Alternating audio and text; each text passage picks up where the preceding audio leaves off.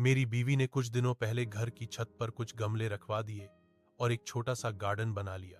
पिछले दिनों मैं छत पर गया तो ये देखकर हैरान रह गया कि कई गमलों में फूल खिल गए हैं। नींबू के पौधे में 2 नींबू भी लटके हुए हैं और 2-4 हरी मिर्च भी लटकी हुई नजर आई। मैंने देखा कि पिछले हफ्ते उसने बांस का जो पौधा गमले में लगाया था, उस गमले को घसीटकर दूसरे गमले के पास कर रही थी। मैंने कहा, तुम इस भारी गमले को क्यों घसीट रही हो? बीवी ने मुझसे कहा कि यहाँ ये बांस का पौधा सूख रहा है, इसे खिसकाकर इस पौधे के पास कर देते हैं। मैं हंस पड़ा और कहा, अरे पौधा सूख रहा है तो खाद डालो, पानी डालो, इसे खिसकाकर किसी और पौधे के पास कर देने से क्या होगा? बीवी ने मुस्कुराते हुए कहा, यह पौधा यहाँ अकेला है, इसीलिए मुरझा रहा है। इसे इस पौधे के पास कर देंगे तो ये फिर लहलहा उठेगा। पौधे अकेले में सूख जाते हैं, लेकिन उन्हें अगर किसी और पौधे का साथ मिल जाए तो जी उठते हैं। यह बहुत अजीब सी बात थी, लेकिन यह सुनकर एक एक करके कई तस्वीरें आंखों के आगे बनती चली गईं। मां की मौत के बाद पिताजी कैसे एक ही रात में बहुत बूढ़े हो गए थे। हालांकि मां के जाने के बाद 16 साल तक वो रहे, लेकिन सूखते हुए पौधे की तरह। मां के रहते हुए जिस पिताजी को मैंने कभी उदास नहीं देखा था, वो मां के जाने के बाद खामोश से हो गए थे। मुझे बीवी की बात पर पूरा विश्वास हो रहा था। लग रहा था कि सचमुच पौधे अकेले में सूख जाते होंगे। बचपन में मैं एक बार बाजार से एक छोटी सी रंगीन मछली खरीद कर लाया था और उसे शीशे के जार में पानी भरकर रख दिया था। मछली सारा दिन गुमसुम रही।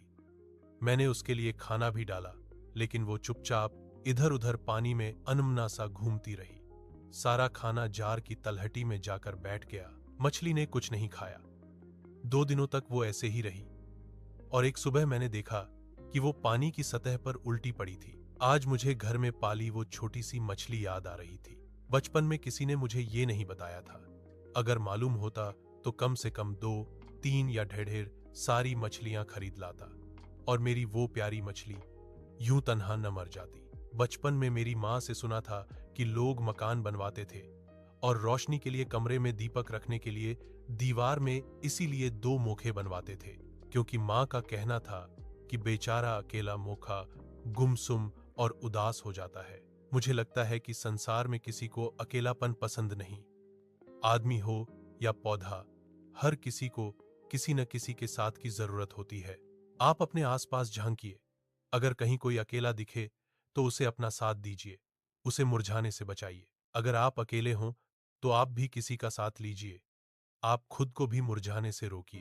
अकेलापन संसार में सबसे बड़ी सजा है।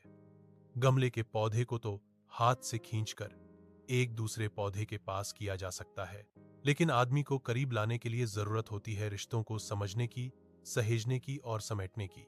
अगर मन के किसी कोने में आपको लगे कि जिंदगी का रस सूख रहा है, जीवन मुरझा रहा है, तो उस पर रिश्तों के प्यार का रस डालिए। खुश रहिए और मुस्कुराइए। कोई यूं ही किसी और की गलती से आपसे दूर हो गया हो तो उसे अपने करीब लाने की कोशिश कीजिए और हो जाइए हरे भरे।